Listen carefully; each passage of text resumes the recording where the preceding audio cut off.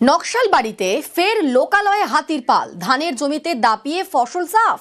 টুকরিয়াঝড় জঙ্গল থেকে গ্রামে ঢুকে হাতির দল নকশালবাড়ির বেঙ্গাইজুত এলাকায় দাপিয়ে বেড়ায়, তবে তারপর জঙ্গলে ফেরায় বন দফতর।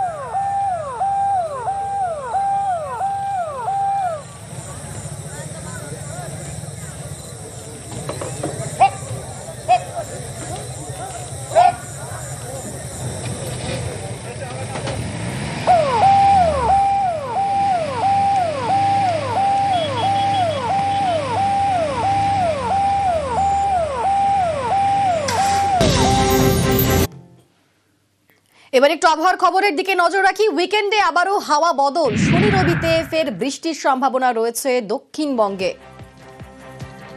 আমাদের সঙ্গে রয়েছেন প্রতিনিধি বিশ্বজিৎ। বিশ্বজিৎ, ঠিক কি বলছে হাওয়া অফিস দক্ষিণবঙ্গের জন্য? দেখো, দক্ষিণবঙ্গে ওই উইকেন্ডে অর্থাৎ শনি রবিবারে বঙ্গোপসাগর থেকে জলীয় বাষ্প ঢুকবে এবং অন্যদিকে আমরা জানি যে শুষ্ক আবহাওয়া শুরু হয়েছে, তাই উত্তর পশ্চিমের যে হাওয়া সেই হাওয়াও আসবে। এর সংঘাতেই বৃষ্টির সম্ভাবনা শনি এবং রবিবার মূলত উপকূলের জেলাগুলিতে, উত্তর ও দক্ষিণ চব্বিশ পরগনা এবং পূর্ব মেদিনীপুরে শনি এবং রবিবার এই দুদিন বজ্রবিদ্যুৎ সহ হালকা থেকে মাঝারি বৃষ্টি বিক্ষিপ্তভাবে কয়েক জায়গায় হতে পারে। তবে মেঘলা আকাশ হতে পারে উপকূলের জেলাগুলিতে এবং কলকাতা সহ অন্যান্য জেলাতেও আংশিক মেঘলা আকাশ হতে পারে এবং ছিটেফোঁটা বৃষ্টি এই তিন জেলা ছাড়াও বাকি সংলগ্ন দু এক জেলাতেও হতে পারে, এমনটাই সম্ভাবনার কথা জানাচ্ছে আলিপুর আবহাওয়া দপ্তর। বেশ, ধন্যবাদ বিশ্বজিৎ। তারই পাশাপাশি উত্তরবঙ্গের দিকে নজর রাখি। উত্তরেও শনিবার থেকে বৃষ্টির সম্ভাবনা রয়েছে।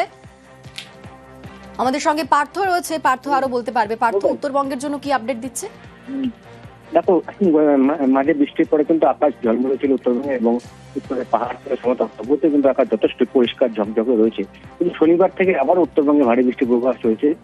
শনিবার থেকে টানা কয়েকদিন কিন্তু উত্তরে বিশেষ করে পাহাড় এবং সমতলের জেলাগুলিতে কিন্তু ভারী থেকে অতি ভারী বৃষ্টির পূর্বাভাস দিয়েছে আবহাওয়া দপ্তর।